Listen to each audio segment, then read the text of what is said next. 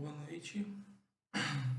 Gostaria de saudar a todos neste dia 26 de outubro, no momento da gravação, às 0h51 da manhã.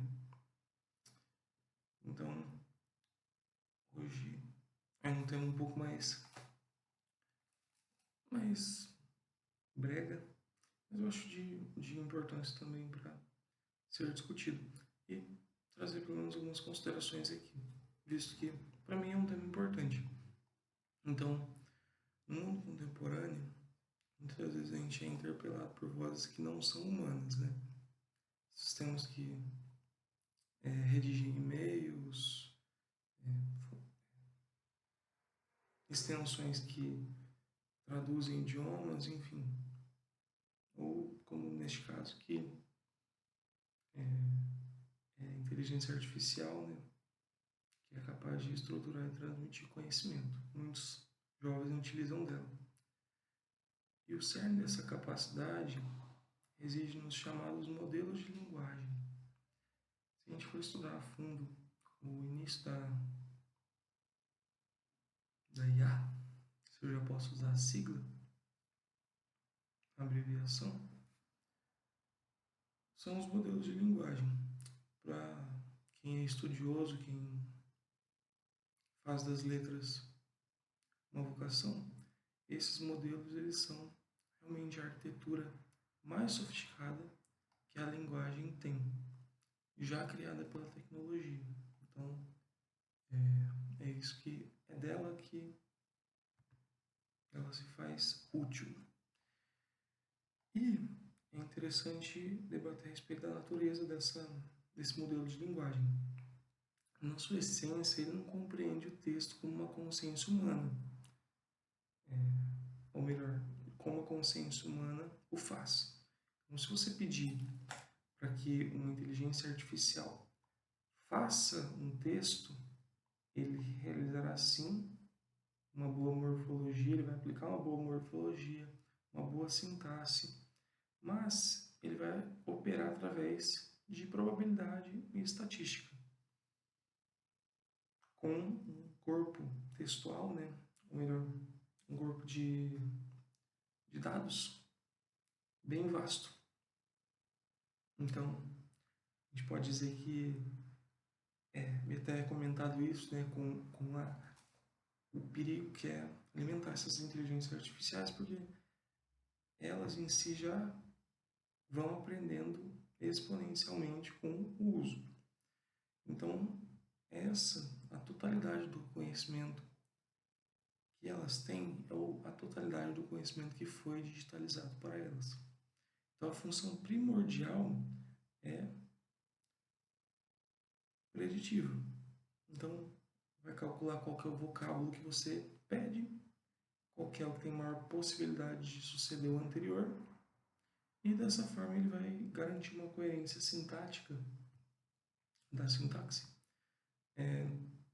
de uma forma pragmática, em uma frase. Então, por exemplo, se você pedir para que ele escreva X, ele pode escrever X, mas ele escreverá o que foi anterior mais um pouco, com o aprendizado que ele teve na escrita anterior, seja você o usuário ou não. Então, essa capacidade preditiva e sempre superlativa, ou seja, sempre evoluindo, permite que o modelo não apenas complete sentenças, mas também seja capaz de gerar parágrafos sozinhos, sumários, e atender a restrições formais. Então, se eu peço algo ou não peço algo, ele tem sim essa consciência, mas ele não é uma coisa inovadora, ele é só uma repetição. Onde a mente humana, no processo de criação natural, vai empregar uma criatividade intuitiva, ou seja, funções de linguagem básica, como uma antítese. Se eu utilizei uma figura de frio e busco essa antítese, eu vou buscar o calor, né? Como também outras funções, como outros exemplos, como essas ideias paradoxais, por exemplo, incensos de céu, ou melhor, incensos de inferno enxofre de céu. Isso são coisas que derivam da criatividade humana. E esse modelo comportamental, ele aplica uma estatística e a lógica para criar essa simulação ou simular essa criação. Então, a gente entra no debate sobre algumas regras nessas imposição de regras estritas. Então, é precisamente nesse ponto, a imposição de algumas regras que o texto como um todo, não somente a figura de linguagem poética, propõe. Então, na figura de linguagem poética, existem alguns modelos prontos, que derivam muito mais da cognição e da criação, ou seja, tirar do zero, ou de uma referência, mas é certo que, mesmo com essa referência, você procura estimular pelo processo criativo uma coisa inovadora. Então, nós podemos analisar alguns modelos antigos e realmente fascinantes. Então, a história da literatura como um todo, ela está repleta de formas, né, de métricas, assim por dizer, onde o gênio, ou seja, a genialidade, ela reside em trabalhar dentro dos limites. Por exemplo, o soneto. O soneto, eles são 14 rimas, né? Ou melhor, 14 versos decassílabos, ou seja, com 10 sílabas, né? Com a contagem exata de sílabas. Muitas vezes eu não consigo fazer isso, mas é a proposta, né? A tentativa já é a criação com uma métrica muito rígida. Agora, por exemplo, o haikai, que é uma métrica completamente diferente, ele ainda segue com uma contagem de sílabas exatas. Ou a cestilha, por exemplo, que tem um esquema de rimas fixo. Mas, enfim, dentre essas possibilidades de escrita, possibilidades de criação, existe o acróstico. Não só o acróstico, como outras variações também de se inserir uma, não sei se posso dizer figura, mas um estilo, né, uma restrição formal, se a gente pode dizer assim, à poesia como um todo, que de fato não somente no sentido pejorativo de restringir formalmente, mas de imputar valor. Então, o que deriva o acróstico, do que se deriva o acróstico e do que ele se constitui em definição? Ele vai se inserir perfeitamente nessa tradição de poesia formal restritiva. Então, é uma demonstração de que a arte ela pode florescer sim de um regime de regras, em contraponto ao que a inteligência artificial por muitas vezes faz, que é uma restrição até pejorativa. Então, a palavra acróstico, ela deriva do grego, que é acros, que é extremo, e também de stikos, que é linha. Então, a sua definição é mais ou menos o que? Uma literalidade elegante, que você tem uma composição poética ou textual cuja as linhas, com as suas iniciais, formam uma palavra. Então, em cada verso, lidas na forma vertical, sempre, do começo, formam uma palavra ou uma frase. Como nós estamos falando de soneto, é muito difícil formar uma frase. Ou melhor, é impossível formar uma frase. Então, são mais utilizados palavras, nomes, que, inclusive, coroam a história da literatura com declarações de amor.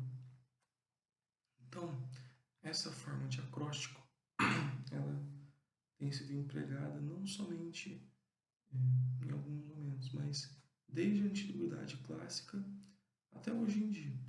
utilizado com autores que desejam homenagear algumas figuras, como eu comentei, a parte romântica, introduzir alguns conceitos, ou de uma forma mais sutil, assinar uma obra. Então, por exemplo, eu gravo esse vídeo hoje porque eu de fato consegui, em uma mescla muito bem feita, mas queimando incenso aos imortais da literatura que me ensinaram como fazer um bom acróstico. Então, tudo isso é uma coisa muito gratificante e mostra a importância dessas formas para a literatura, que não é restritivo, não prejudica o campo da criação, e sim adiciona. Então, a gente pode citar alguns exemplos. Eu deixei anotado aqui, por exemplo, no Renascimento e no Barroco, era um jogo erudito. Então, a forma de demonstração do erudito, dessa forma virtuosa de se escrever, era uma coisa muito utilizada na linguagem. Então, a exemplo da palavra arte, a gente pode dizer a beleza que se manifesta, reflexo profundo da alma humana, transformando a visão que nos resta, elo perene de uma visão sã, de uma vida sã. Então, é certo que aqui não é um soneto, não tá ABBA, mas as iniciais A, beleza, reflexo, transformando, elo. Então, tudo isso forma a palavra arte. Então, para o modelo de linguagem, a criação de um acróstico nada mais é e somente é a prova da capacidade de você unir a beleza semântica, né, a fluidez semântica, com uma exigência formal inflexível. Então, você conseguir, com o seu processo criativo, se adequar a uma forma específica. Isso realmente é uma coisa muito bela. A gente cita também o de rimas ricas, né? Proparoxítonas,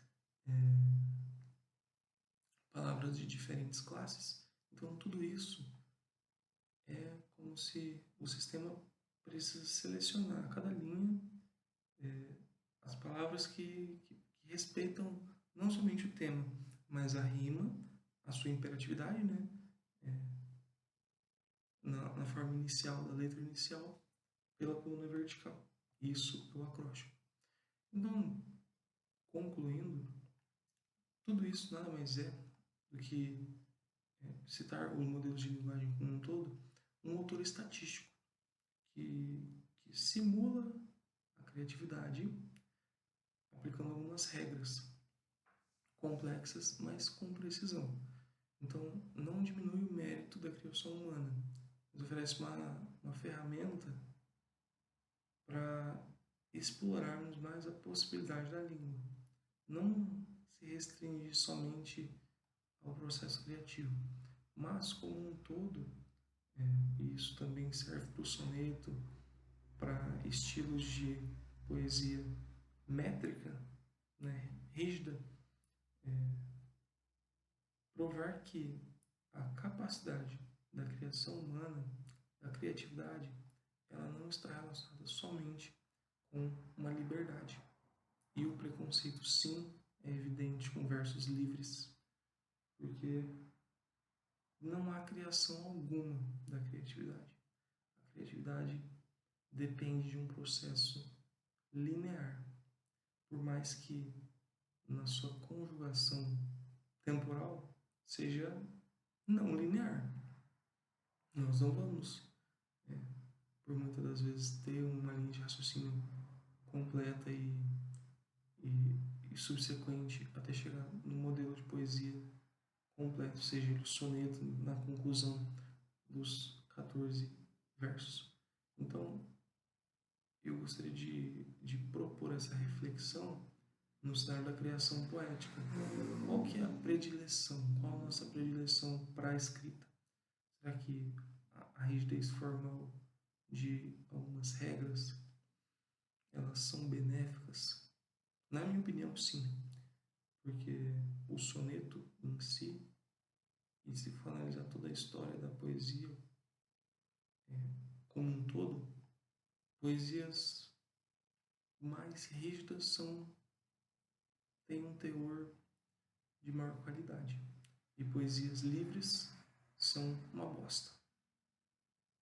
É certo que existem exceções, mas a maioria desses concretistas filhos da puta, são fezes. Então, fica a escolha: liberdade de expressão ou escolher os grilhões de um bom soneto. E bem,